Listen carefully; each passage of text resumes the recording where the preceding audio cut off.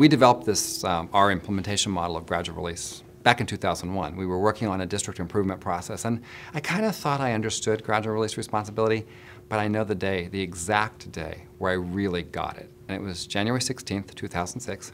We were at a conference in Las Vegas, and there we were on our way to a session. Nancy and I were on our way. We were very excited about learning in this session. And I was wearing a cell phone on my hip, like we all did back at the time. And my phone rang, and I went to get it, and the clip broke. And the cell phone fell down into the lagoon at the hotel where the guy was going by and the thing. Well, the phone's gone. And I decided I need to go get a new phone. So off I go to the store, and I'm going to sign a contract and add 2 years to my plan and get my new phone. And the kid that was selling me the phone kept upselling. Oh, this phone does this, this phone does this, this phone does this. And I'm thinking, I don't need that.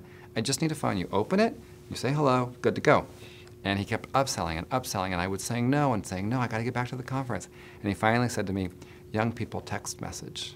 And I had never text messaged ever in my life. And I said, I don't need a text message. He said, young people text message. And I decided that was a selling point right there. If all the kids in my school were going to be doing this, I better learn how to do it. So I took out my credit card, and I bought a Trio 650 for $450, the most expensive phone I ever had in my life. So proud of that phone. I went back to the conference. Nancy, look what I got. I got this super expensive phone.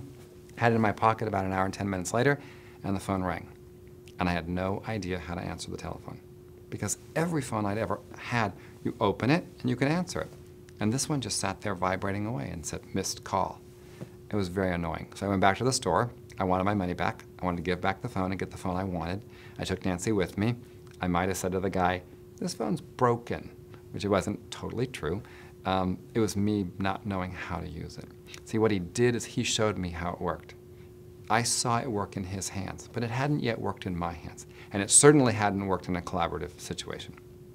So he took it out, he showed me how it worked, and I said to him, you know, I need to see the phone in my own hand. I gotta touch it. So he puts the phone in my hand, and he starts coaching me through. Don't push this button, don't push the red button, unlock the screen. He did all this stuff.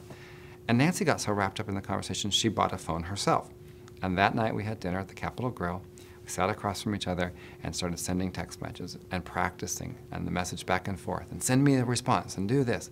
And I think about that a lot in my life as a teacher.